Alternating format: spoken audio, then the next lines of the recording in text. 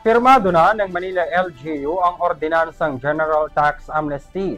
Sa ilalim ng Ordinance number 9118, magiging libre ng ilang porsyento ang utang na buwis mula sa ilang business owners. Narito ang report mula kay Justine Fabian. Pirmado na ni Mayor Isko Moreno ang Ordinance number 9118 na nagbibigay ng General Tax Amnesty sa lungsod ng Maynila. Sakop ng amnestiya ang lahat ng hindi nabayarang buwis, multa at surcharges mula July hanggang December 2025. Kabilang dito ang business tax, real property tax, OVRs, service at regulatory fees at local transfer taxes. Layon ng ordinansa na pag-aani ng pasanin ng mga mamamayan sa gitna ng patuloy na hamon sa kabuhayan.